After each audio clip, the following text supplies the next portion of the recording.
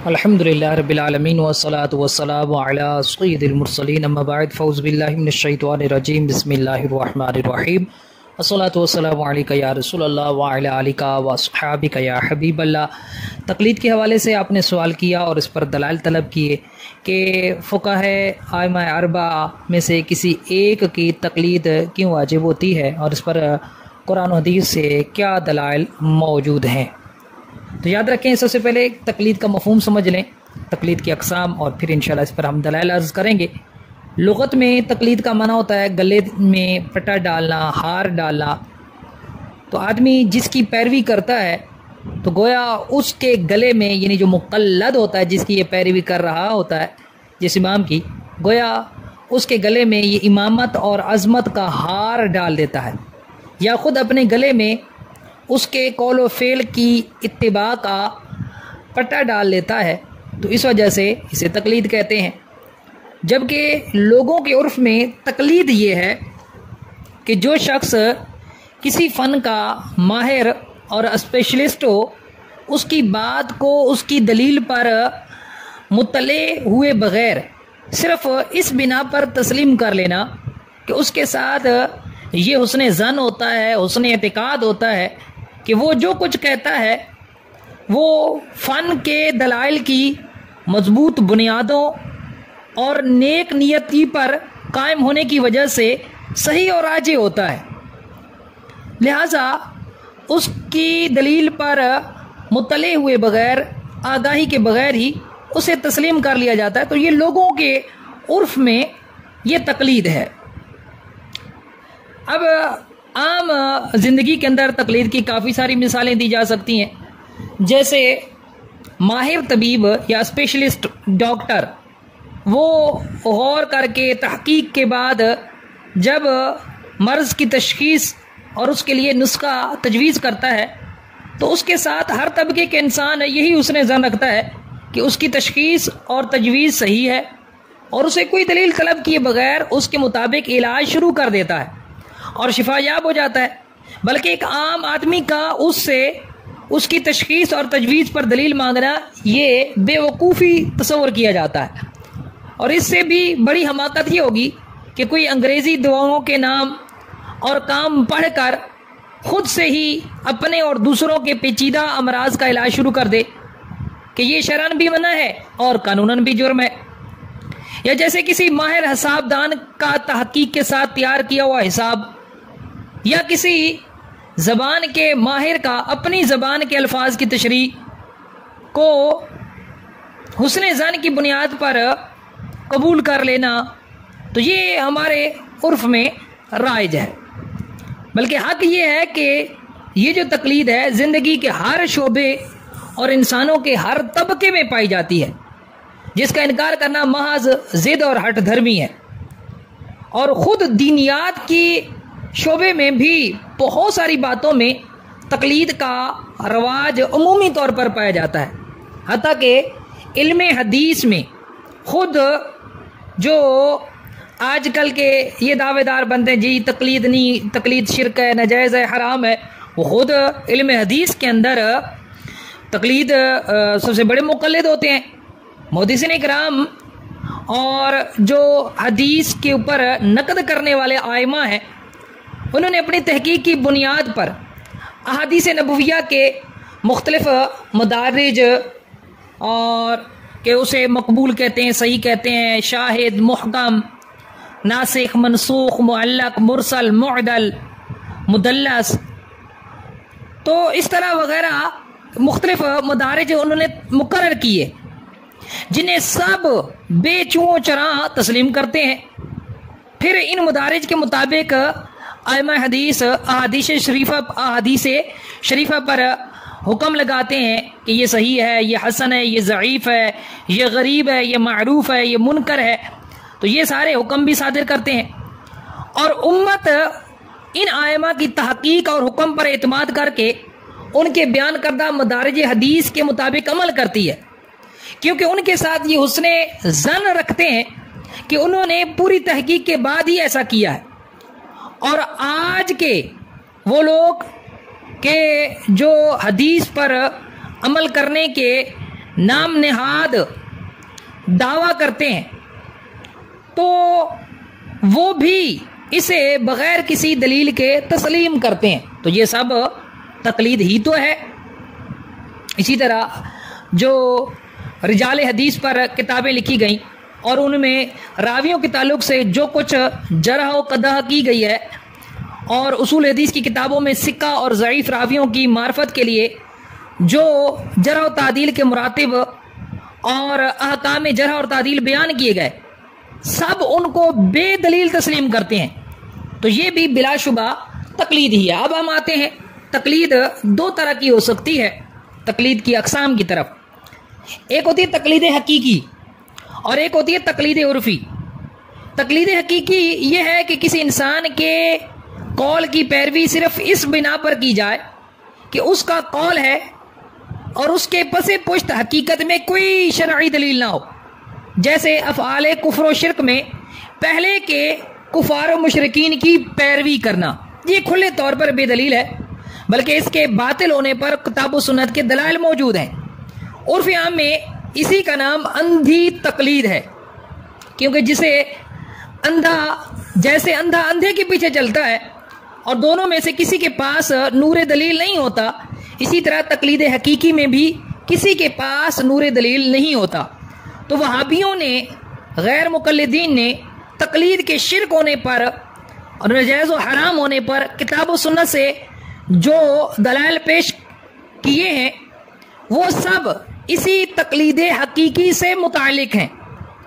और फिर मज़े की बात यह है कि उन्होंने ये सारे दलाइल अपने वहाबी आइमा की पैरवी में अहले हक पर फिट किए हैं, चिपसा किए हैं।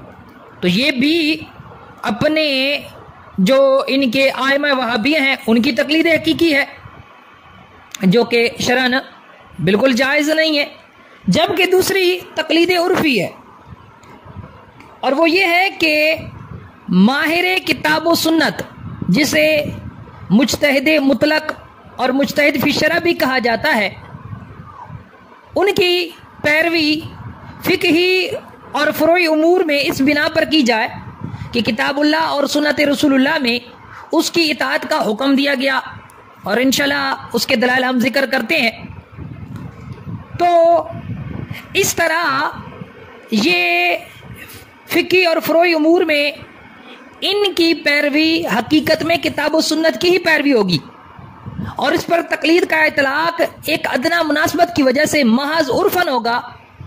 बलफ्ज़ दीगर ये हकीकतन अल्लाह और उसके रसूल सल्लल्लाहु अलैहि वसल्लम के इरशादात और अहकाम की इत्तिबा और इताअत है, जिसे हमारे उर्फ में मजाजन तकलीद कहा जाता है।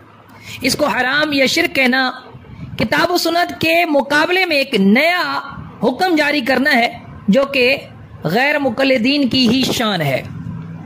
तो याद रखें, अब तकलीद पर हम कुछ दलाइल जिक्र की। पहली दलील पारा नंबर 11 सूरत तौबा की आयत नंबर 122 है, जिसमें अल्लाह ताला इरशाद फरमाता है, वमा कानल मुमिनूना लियंफिरू काफ़्फ़ह फलौला नफ़र मिन कुल्लि फ़िरक़तिन मिनहुम ताइफ़तुन लियतफ़क़्क़हू फ़िद्दीन वलियुंज़िरू कौमहुम इज़ा रजअू इलैहिम लअल्लहुम यहज़रून।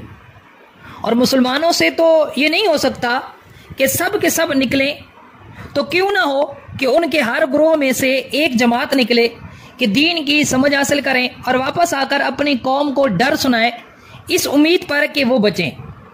इस आयत से चंद उमूर साबित होते हैं। नंबर 1, अल्लाह ताला ने कुछ लोगों पर फ़िक़्ह सीखना फ़र्ज़ फरमाया। नंबर 2, आम मुसलमानों को इससे मुआफ़ फरमाया, मगर उन्हें बिल्कुल आज़ाद भी ना रखा कि ये सब के सब मुकल्लफ़ हैं और इन पर अहकाम शरइया की बजावरी फ़र्ज़ है। नंबर 3, इसलिए फ़ुक़हा पर लाज़िम फरमाया कि वो आम मुसलमानों को डराएं और फ़िक़ही अहकाम बताएं, और आम मुसलमानों को ताकीद फरमाई कि वो फ़ुक़हा की बात पर अमल करें, और यही उर्फ़ी तक़लीद है। सईद आला हज़रत इमाम अहमद रज़ा ख़ान रहमतुल्लाह तआला अलैह आप तहरीर फरमाते हैं कि जब अहकाम इलाहिया हर आमी पर रहें, आज़ाद कोई ना छोड़ा गया और फ़िक़्ह सीखने को साफ फरमा दिया कि सबसे नहीं हो सकता, हर गुरोह से बाज अशखास सीखें और अपनी कौम को अहकाम बताएं कि वो मुखालिफ हुक्म से बचें। तो साफ साफ आम लोगों को उन फिकहियों की बात पर चलने का हुक्म हुआ और इसी का नाम आज की उर्फ में तकलीद है, जिसकी फर्जियत कुरान करीम के नसे कतई से साबित हुई।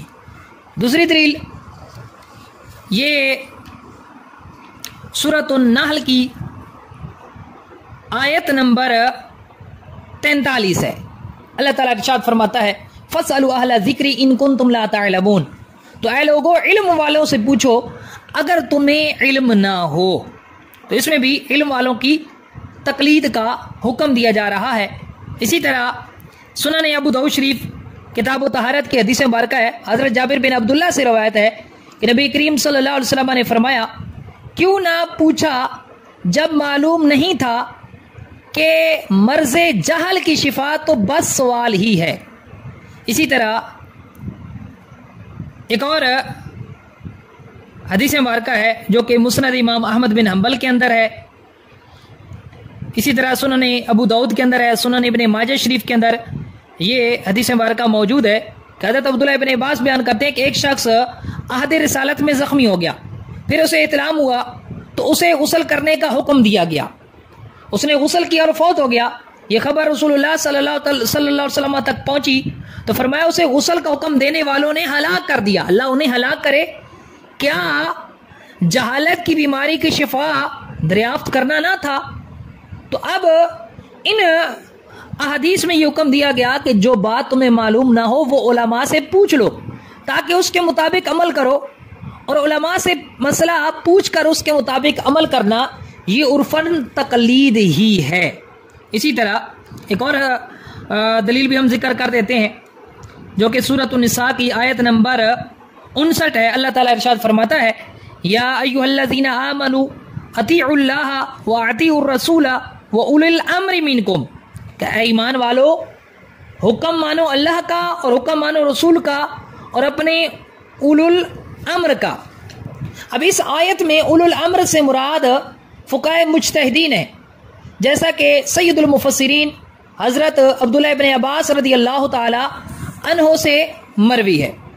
चुनाचे तफसीर इब्ने कसीर की जिल्द अव्वल में है, हज़रत अली बिन अबू तलहा फरमाते हैं कि हज़रत अब्दुल्लाह इब्ने अब्बास से मरवी है कि उलुल अम्र से मुराद फुक़हा और आइमाए दीन है।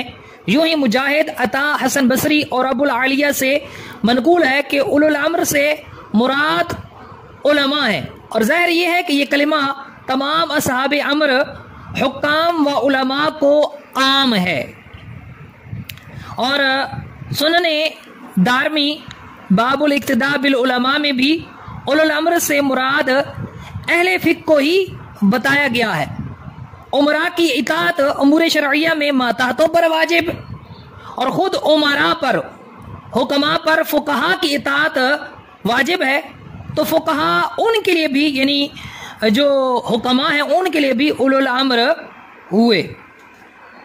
तो इससे भी पता चला कि तकलीद उर्फ़ी ये वाजिब है और इस पर कई अहादीस भी मौजूद हैं। चुनाचे एक मशहूर और सही और काबिल हुज्जत हदीस मुबारक है, और ये जो हदीस मुबारक है ये मिशकातुल मसाबी के अंदर भी मौजूद है और जामे तिरमिज़ी के अंदर भी है, सुनन अबू दाऊद के अंदर भी है, सुनन दारमी के अंदर भी है और as-सुननुल कुबरा के अंदर भी ये रवायत मौजूद है।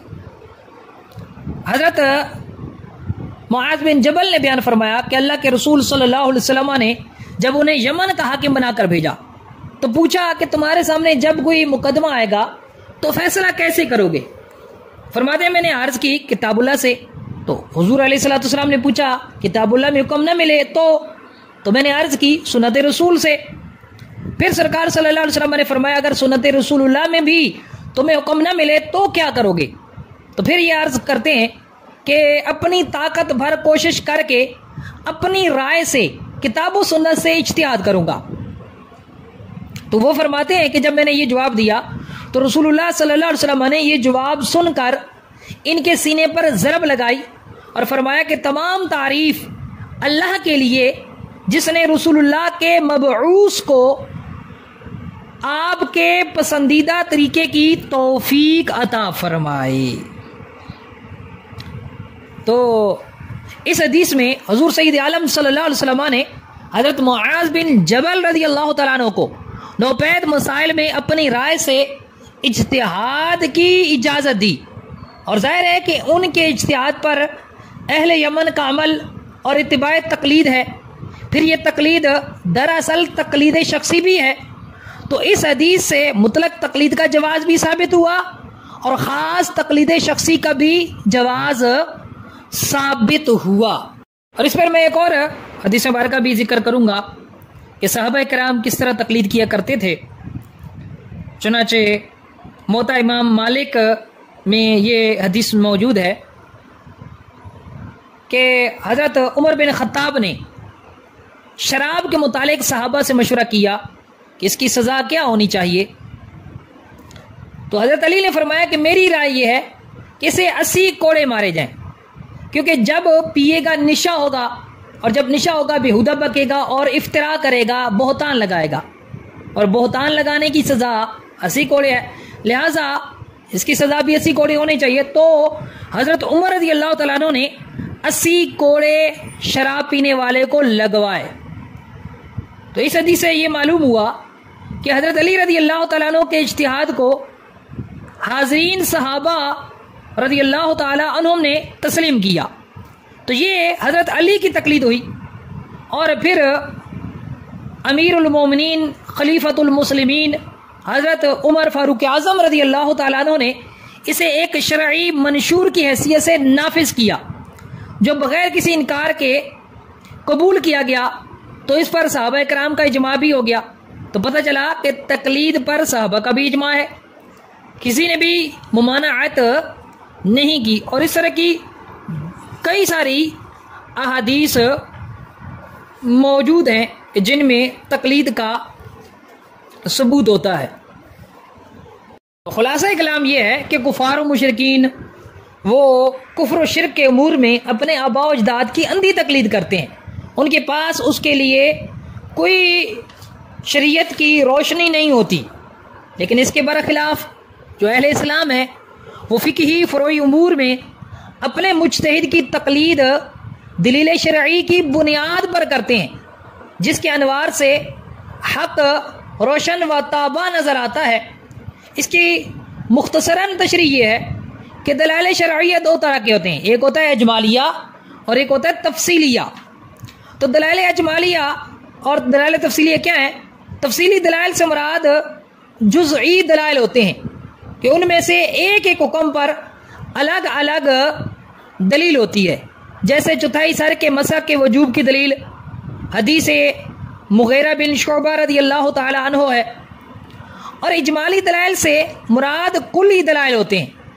ये दलाइल तनहा तनहा कसीर अहकाम पर एक साथ दलालत करते हैं। जैसे अल्लाह ताला ने फरमाया कि अतीउल्लाह, हुक्म मानो अल्लाह ताला का, व अतीउर रसूला व उलुल अम्रि मिनकुम, हुक्म मानो रसूल का और उलुल अम्र यानी फुकाहा का। इसी तरह फरमाया फसलु अहला ज़िक्र, अहले इल्म से पूछो। तो ये जो दलाइल हैं ये कुल्ली दलाइल हैं, इनका ताल्लुक कसीर अहकाम से होता है। तफसीलिया का जो इल्म है यानी तफसीलिया जो दलाइल तफसीलिया हैं उनका इल्म मुज्तहिद को होता है और वही उनके जानने का मुकल्लफ है। और दलाइल इजमालिया का इल्म ये मुकल्लिद को भी होता है और इन्हीं इजमाली दलाइल की बुनियाद पर वो अपने मुज्तहिद इमाम की तकलीद करता है। तो यहाँ से ये बात बिल्कुल वाज़ेह हो जाती है कि तकलीद की जो तारीफ़ में फरमाया ना कि बग़ैर दलील के अमल, तो उससे मुराद फ़ुक़हा की जो दलील तफसीली होती है तो यानी उस पर मुत्तले हुए बग़ैर अमल करना। ये मुराद नहीं होता कि ये बग़ैर किसी दलील के अमल कर रहे होते हैं, क्योंकि इसके पास दलील इजमाली होती है कि रब का हुक्म है कि उलुल अमर की पैरवी करनी है, अहले इल्म से पूछना है, और जब पूछना है तो ज़ाहिर सी बात है उन पर अमल भी करना है। तो इन दलाइल इजमालिया की बुनियाद पर इसे गोया के दलाइल इजमालिया का इल्म होता है। तो लिहाजा अब मुकल्लिद की अपने इमाम की जो तकलीद है, इमाम मुजतहिद की तकलीद करता है, तो ये महज उर्फन तकलीद है और शरअन वो तकलीद नहीं, बल्कि किताब व सुन्नत की इत्तिबा और अल्लाह अज़्ज़ व जल और उसके रसूल सल्लल्लाहु अलैहि वसल्लम की इताअत है। हाँ, अगर आम आदमी अपने जैसे आम आदमी की तकलीद करे, जैसे गैर मुकल्लिद हैं, अहले हदीस हैं, ये जो आवाम है अपने मौलवियों की तकलीद करते हैं, तो ये हकीकी तकलीद है और यही हराम है। क्यों? क्योंकि ये जो मौलवी इनके होते हैं वो मुजतहिद नहीं होते, बल्कि इज्तिहाद के मकाम से कोसों दूर होते हैं, बहुत दूर होते हैं। इसलिए वो भी आम हुए तो अगरचे वो अपने मुंह से कुछ भी दावा करें, इनकी तकलीद बिल्कुल जायज़ नहीं है। और ये भी ज़हन नशीन कर लें कि तकलीद हकीकी जो हराम कामों में है वो हराम है, और शिरक वाले कामों में तकलीद हकीकी वो शिरक है। और इसी को हम नाम देते हैं अंधी तकलीद का, क्योंकि मुकल्लिद के पास जो अंधी तकलीद करता है, वो मुकल्लिद जो अंधाधुन तकलीद करने वाला है, जो आम आदमियों की तकलीद करने वाला है, तो इनके पास शरई और अकली दलील की रोशनी नहीं होती, बल्कि खालिस जहालत की तारीकी होती है।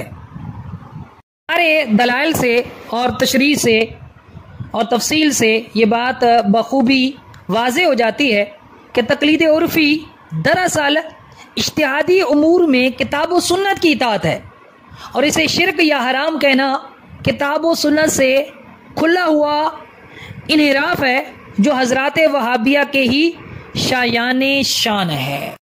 और एक आखिर में मैं पॉइंट की बात अर्ज़ कर दूं कि सियासता और बिलखुसूस सही बुखारी और सही मुस्लिम के बहुत से रिजाले हदीस यानी जो रावी हैं वो आइमा अरबा रज़ी अल्लाह तआला अन्हुम अजमाइन के मुक़ल्लिदीन हैं। तो अगर तकलीद को हराम या शिरक करार दिया जाए तो फिर बहुत सारी सही अहादीस से हाथ धोना पड़ेगा, और इसकी जुरत फिर कौन कर सकता है। मिसाल के तौर पर मक्की बिन इब्राहीम अल बलखी, ये इमाम अहमद, इमाम बुखारी, इमाम मुस्लिम, इमाम अबू दाऊद, इमाम तिरमिज़ी, इमाम निसाई और इमाम इब्ने माजा के रावी हैं, और सही बुखारी की 11 सुलासियात इनसे मरवी हैं। इसी तरह इमाम अबू आसिम अद्दहाक, आपसे सही बुखारी की 6 सलासियात मरवी हैं। इसी तरह इमाम मोहम्मद बिन अब्दुल्ला अल अंसारी अल बसरी, आपसे सही बुखारी की 3 सलासियात मरवी हैं। हज़रत अब्दुल्ला बिन मुबारक, फ़ज़ल बिन मूसा राजी, वकी बिन जर्राह, याह्या बिन सईद अल कत्तान, शुएब बिन इसहाक, अब्दुल गफ़ार बिन दाऊद, मोहम्मद बिन अब्दुल्ला, मुअल्ला बिन मंसूर अर राजी, लैस बिन साद, हुसैन बिन हफ्स, इब्राहिम बिन यूसुफ, बिशर बिन वलीद अल कुंदी अल हनफी, ज़ुहैर बिन मुआविया, शरीक बिन अब्दुल्ला, अहमद बिन यसार अशाफ़ई, हसन मोहम्मद सब्बाह अशाफ़ई, अली बिन माबद, अली बिन मुसहर अल कूफ़ी, कासिम हब्बान बिन अली अल कूफ़ी, अब्दुर्रज़ाक बिन हम्माम, याह्या बिन मुईन अल मुगीरा, मोहम्मद बिन तलहा, याह्या बिन आदम, यज़ीद बिन हारून, हसन बिन उर्फ़ा अल अब्दी, खल्फ बिन अय्यूब रहमतुल्लाह ताला अलैहिम अजमाइन। तो ये मुक़ल्लिद जो रावी हैं, मुक़ल्लिद रावी हैं, तो उनकी मुख्तसर ये बतौर फ़हरिस्त नमूने के हमने पेश की है, उनके चंद नाम बताए हैं। हालांकि कसीर रावी जो हैं वो मुक़ल्लिद ही हैं। तो अगर तकलीद को शिरक करार दिया जाए तो बहुत सारी अहादीस सहिया फिर उनसे भी हाथ धोना पड़ेगा और वो भी मुस्तनद नहीं रहेगी का उनसे भी इस्तेदलाल करना फिर दुरुस्त नहीं होगा और कोई भी शख्स इसकी जुरत नहीं कर सकता। तो पता चला कि तकलीद को शिर्क करार देना या कुफ्र करार देना या ऐसे हराम करार देना, नाजायज़ करार देना, ये बहुत बड़ी जहालत है। और तकलीद इस पर उम्मत का इजमा है कि 4 आइमा में से किसी एक इमाम की तकलीद वाजिब है। वल्लाहु आलम व रसूलुहु आलम अज़्ज़ा वजल व सल्लल्लाहु अलैहि व आलिहि वसल्लम।